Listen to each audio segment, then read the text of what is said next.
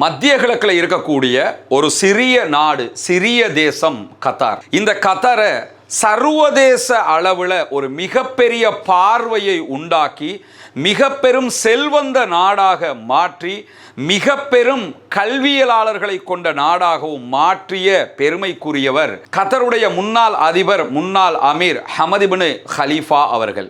நேற்றைய தினம் தன்னுடைய 74வது வயதில் அவர் மரணித்திருக்கிறார். இன்னா லில்லாஹி வ இன்னா இலைஹி ராஜிஊன். ஹமது பின் ஹலீஃபா தன்னுடைய ஆட்சி காலத்தில் கத்தரை எந்த அளவு தூரம் உயரத்திற்கு கொண்டு வந்தார், கத்தரினால் கத்தர் நாட்டு மக்களுக்கு ஏற்பட்ட நன்மைகள் என்ன, அதனால் சர்வதேச மக்களுக்கும் குறிப்பாக சர்வதேச இஸ்லாமிய சமூகத்திற்கு ஏற்பட்ட நன்மைகளும் நலவுகளும் என்ன என்பதை இந்த வீடியோவில் நம்ம தெரிந்து கொள்ள இருக்கிறோம். கத்தாருடைய தேச தந்தையாக அல்லது நவீன கால கத்தாருடைய சிற்பியாக மதிக்கப்படுகிறவர் தான் ஹமது பின் ஹலீஃபா அவர்கள். 1995ஆம் ஆண்டு கத்தருடைய அமீராக, ஜனாதிபதியாக தன்னுடைய பதவியை ஏற்றுக்கொண்டார்.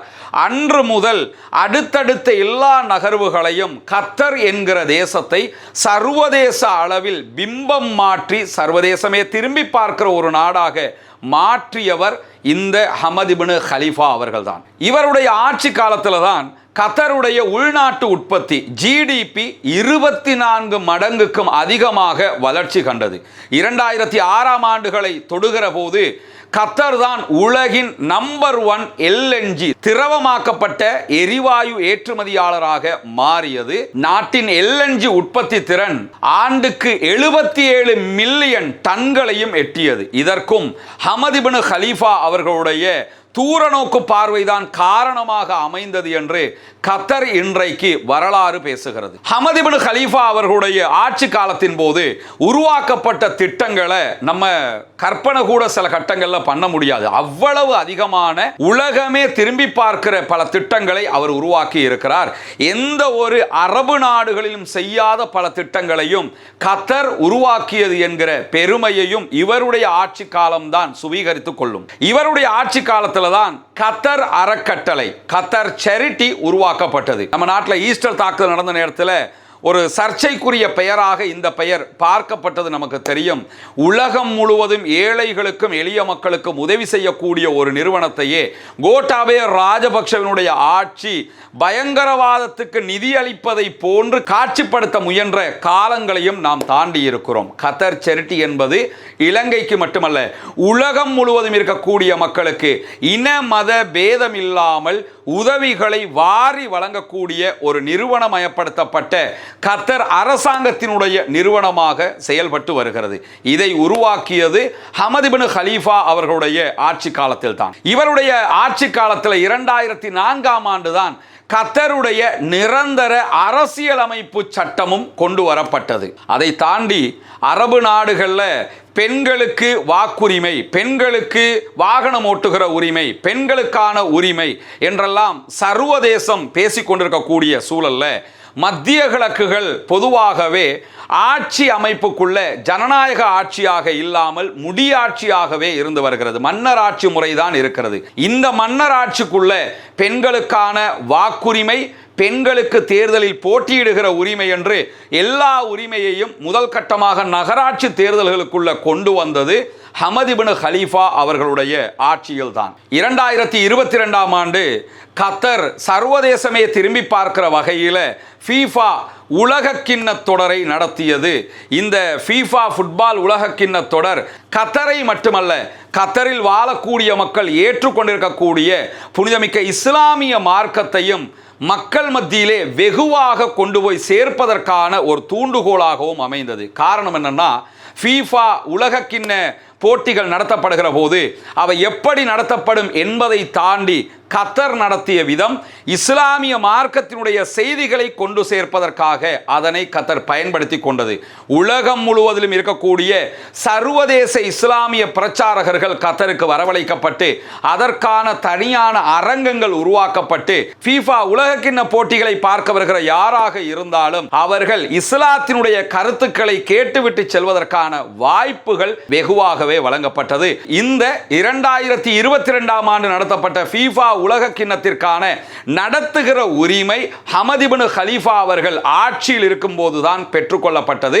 ஆனால் அது நடத்தப்படுகிற போது அவர் ஆட்சியில் இருக்கவில்லை. அவருடைய மகன் தான் மன்னராக ஆட்சியாளராக செயல்பட்டு வந்தார். இன்றைக்கும் செயல்பட்டு வருகிறார். FIFA ஃபுட்பால் உலக கிண்ணத்தை போன்ற ஒரு நிகழ்வை மத்திய கிழக்கில் எந்த ஒரு நாடுமே நடத்தியதில்லை. முதல் தடவையாக கத்தர் தான் நடத்தியது என்பதையும் இந்த இடத்துல நம்ம நினைவு கூற கடமைப்பட்டிருக்கிறார். அதே நேரம் இது எல்லாவற்றையும் தாண்டி கத்தர் உலகத்தையே பல கட்டங்களில் திரும்பி பார்க்க வைக்கிற ஒரு முக்கியமான பணியை செய்தது. அது என்ன பணின்னா 1996களிலேயே அல் ஜசீரா என்கிற மாபெரும் ஊடக வலையமைப்பை கத்தர் நிறுவியது.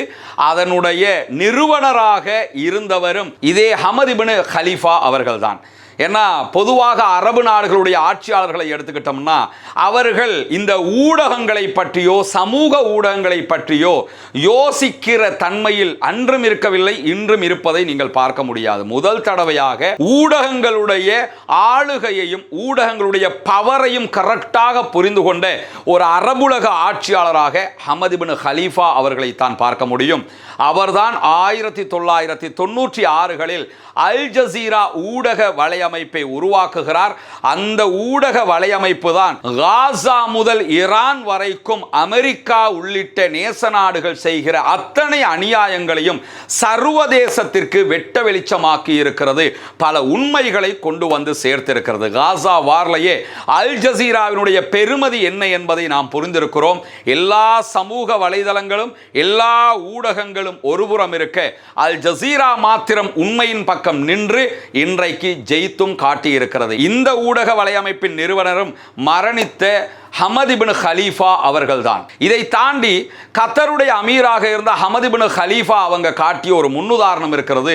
எந்த ஒரு அரபு நாடுகளிலும் அதற்கு முன்பதாக காட்டப்படாத முன்னுதாரணமும் கூட. 1995களில் பதவிக்கு வந்த ஹமத் இப்னு கலீஃபா அவங்க தன்னுடைய மகன் தமீம் இப்னு ஹமதுக்கு 33 வயதாக இருக்கிற போதே 2013 ஜூன் மாதம் 25ஆம் தேதி தன்னுடைய ஆட்சி பொறுப்பை மொத்தமாக ஒப்படைக்கிறார். இது அரபுலக வரலாற்றில் அதற்கு முன்பதாக பதவியில் இருக்கும் போதே தன்னுடைய பதவியை தன்னுடைய மகனுக்கு நேரடியாக ஒப்படைத்த முதலாவது முன்னுதாரணமாக பார்க்கப்படுகிறது. மற்றவர்கள் எல்லோருமே பதவியில் மரணிக்கும் வரைக்கும் இருப்பார்கள், ஆட்சி பொறுப்பை தற்காலிகமாக கொடுப்பார்கள், அவங்க தான் ஆட்சியாளராக இருப்பாங்க. இளவரசர் என்கிற பெயரில் அவருக்கு ஒரு குறிப்பிட்ட அதிகாரம் வழங்கப்படும். ஆனால் ஷேக் ஹமத் அவர்கள் தான் உயிரோடு இருக்கும் போதே தன்னுடைய மகனிடத்தில் எல்லா பொறுப்புகளையும் நேரடியாகவே ஒப்படைத்து விட்டார். இந்த நேரத்தில் பதவியை தன்னுடைய மகனிடத்தில் ஒப்படைக்கிற அந்த நேரத்தில் ஷேக் ஹமத் அவர்கள் தன்னுடைய மகனையும் தன்னுடைய நாட்டு மக்களையும் நோக்கி ஒரு முக்கியமான செய்தியை சொன்னார். அதுதான் கத்தருடைய வரலாற்றில் இன்றைக்கும் பேசப்படுகிற ஒரு செய்தியாகவும் இருக்கிறது. இளம் தலைமை கொடிய ஏந்தும் ஒரு புதிய சகாப்தத்திற்குள் நீங்கள் நுழையும் போது இந்த தாயகத்தின் பிள்ளைகளான உங்களுக்கு முன்பதாக எதிர்காலம் இருக்கிறது என்றார். ரொம்ப கவனமாக வடிவமைத்து கட்டி காக்கப்பட்ட ஒரு மாபெரும் தேசத்தின் எதிர்காலத்தை தன்னுடைய மகனிடத்தில் கொடுக்கும் போது நான் ஒரு இளைஞனிடத்தில் இந்த ஆட்சி பொறுப்பை கொடுக்கிறேன். இளைஞர்கள் கொடிய நேரம், ஆட்சியை கையில் எடுக்கிற நேரம், இந்த நாட்டின் பிள்ளைகளுக்கு எதிர்காலம் இருக்கிறது என்கிற அற்புதமான செய்தியை சொல்லிவிட்டுத்தான் அவர் கைகளிலே பதவியை ஒப்படைத்தார். இதையெல்லாம் தாண்டி கத்தர் இன்றைக்கு சர்வதேசம் முழுவதும் ஒரு சமாதானத்தின் தூதுவராக பார்க்கப்படுகிறது. ஒரு காலம் இருந்தது, சண்டை என்றால் இஸ்ரேல், சமாதானம் என்றால் நார்வே என்று வைத்திருந்தார்கள். இன்றைக்கு சண்டை என்றால் இஸ்ரேல், சமாதானம் என்றால் கத்தர் என்கிற நிலையாக அது மாறி இருக்கிறது. இஸ்ரேலை பொறுத்தவரையில் நேற்று இன்றைக்கு எப்பொழுதுமே சண்டை பிடிப்பவர்கள், பிரச்சனையை உண்டாக்குகிறவர்கள், மற்ற நாட்டுக்குள்ளும் மற்ற தேசங்களுக்குள்ளும் சிக்கல்களையும் துன்பங்களையும் உருவாக்குகிறவர்கள், அப்பாவிகளை அழித்து ஒழிப்பவர்கள் என்கிற அதே அவப்பேரோடு அவர்கள் தங்களுடைய காலத்தை கடக்கிறார்கள். ஆனால் ஆனால் கத்தரை பொறுத்தவரையில் நார்வே பெற்றிருந்த பெயரை தாங்கள் பெற்றுக்கொண்டு சர்வதேச அளவில் சமாதானத்தின் தூதுவர்களாக மாறினார்கள். அதற்கு அவர்களுக்கு பல வாய்ப்புகளும் கிடைத்தது. பல ஆண்டுகளாக சூடானுடைய டார்பூர் பிராந்தியத்தில் ஏற்பட்ட மோதல்களை முடிவுக்கு கொண்டு வருவதற்கு கத்தர் காரணமாக இருந்தது. லெபனானுக்குள் நடந்து வந்த கோஷ்டி சண்டைகள், ஷியா சன்னி பிரிவினை சண்டைகளை முடிவுக்கு கொண்டு வருவதற்கும் கத்தர் தான் காரணமாக அமைந்தது. இதை தாண்டி பாலஸ்தீனத்திற்குள் பாலஸ்தீன விடுதலை போராட்ட அமைப்புகளுக்கும் இன்றைக்கு பாலஸ்தீனத்தின் அதிபராக இருக்கக்கூடிய மஹ்மூத் அப்பாஸினுடைய ஃபத்தாஹ் அமைப்புக்கும் இடையில் நடந்து வந்த கோஷ்டி சண்டைகளை முடிவுக்கு கொண்டு வந்து நாம் நமக்குள் பிடிக்கிற சண்டை தேவையற்றது, நாம் எதிரிகளைத்தான் களத்தில் சந்திக்க வேண்டும் என்று அந்த குழுக்களுக்கு மத்தியிலே நடந்த சண்டைகளை பேச்சுவார்த்தையினூடாக முடிவுக்கு கொண்டு வந்ததும் கத்தர்.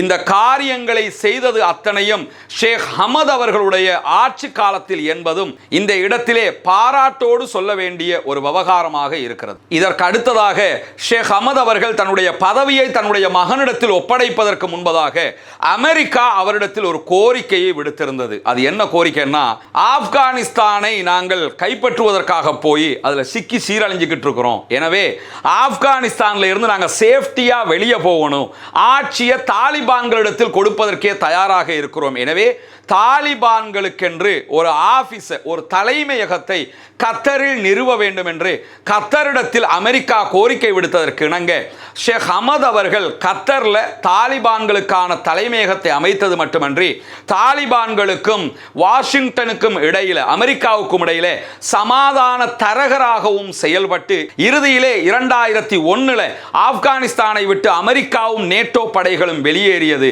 எந்த தாலிபான்களை அழித்து ஆப்கானிஸ்தானை பிடிக்க போகிறோம் என்று வந்தார்களோ அதே தாலிபான்களிடத்தில் ஆட்சியை ஒப்படைத்து விட்டுத்தான் நேட்டோ படைகளும் அமெரிக்காவும் ஆப்கானை விட்டு வெளியேறியது. இதற்கு காரணமாக அமைந்தவரும் இதே ஷேக் ஹமத் அவர்கள் தான். இவருடைய ஆட்சி காலத்தில் இன்னும் ஒரு முக்கியமான செய்தியும் இருக்கிறது. அது என்னன்னா, அரபு வசந்தம் என்கிற பெயர்ல எல்லா அரபு நாடுகளிலும் பல இஸ்லாமிய மக்கள் வாழக்கூடிய நாடுகளிலும் பாரிய போராட்டங்களும் ஆர்ப்பாட்டங்களும் ஜனநாயக ரீதியாக நடந்து வந்த நேரத்தில் அந்த ஜனநாயக ரீதியிலான போராட்டங்களை ஆதரித்து அல் ஜசீரா செய்திகளை வெளியிட்டுக் கொண்டே இருந்தது. இந்த வகையில் எகிப்துக்குள்ள அரசாங்கத்திற்கு எதிரான பொதுமக்களுடைய ஜனநாயக போராட்டம் தொடர்பான செய்திகளை வெளியிட்டதற்காகவே அன்றைக்கு இருந்த எகிப்தினுடைய அதிபராக செயல்பட்ட ஹொஸ்னி முபாரக்குடைய ஆட்சியில் அல் ஜசீரா ஈஜிப்டுக்குள்ள செயல்படுவதற்கு தடை விதிக்கப்பட்டது. அதே தடை தற்போது இஸ்ரேலுக்குள்ளும் அல் ஜசீராவுக்கு விதிக்கப்பட்டிருக்கிறது.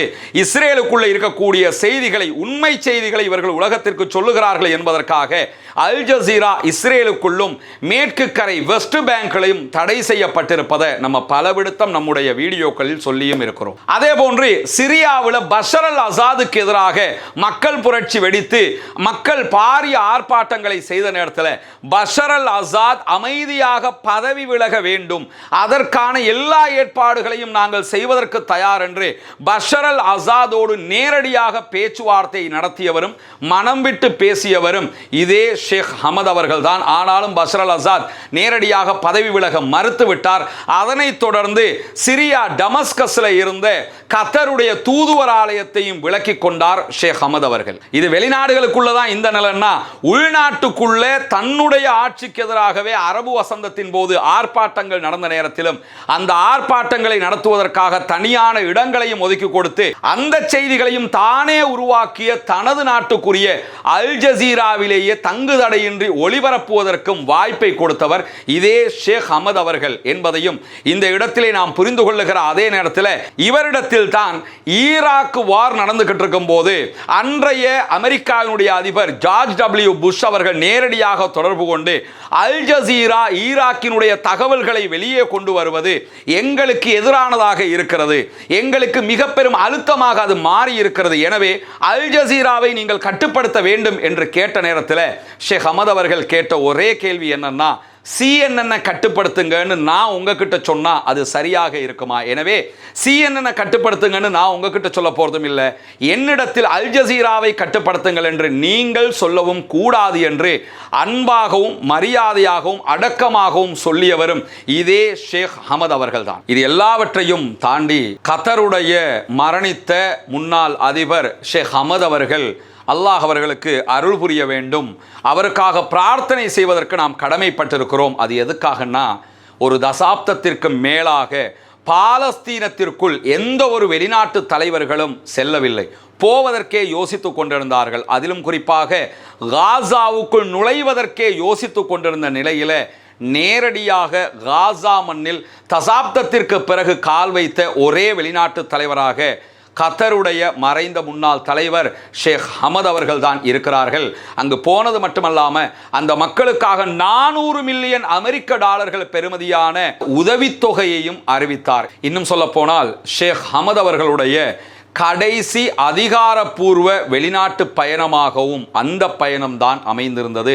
அதற்கு பிறகு நாட்டின் தலைவராக அவர் எந்த ஒரு நாட்டுக்கும் அதிகாரப்பூர்வ பயணங்களை மேற்கொள்ளவில்லை. அவர் தன்னுடைய நாட்டுக்கும் தன்னுடைய மகனுக்கும் கொடுத்த ஒரு முக்கியமான அறிவுரையே என்னன்னா, எந்த நேரத்திலும் அல் ஜசீரா பேரம் பேசும் சக்தியாக பயன்படுத்தப்படக்கூடாது, அல் ஜசீரா எந்த ஒரு நாட்டின் எடுபிடியாகவும் மாறிவிடக்கூடாது, சர்வதேச நாடுகளின் எடுபிடியாக ஒரு ஊடகம் இருக்கக்கூடாது என்பதை கற்றுக் கொடுத்த அதே நேரம் எந்த நிலையிலும் பாலஸ்தீனத்திற்கு ஆதரவான ஒரு தேசமாக நம்முடைய தேசம் இருக்க வேண்டும் என்கிற பாடத்தை கற்றுக் கொடுத்தார்.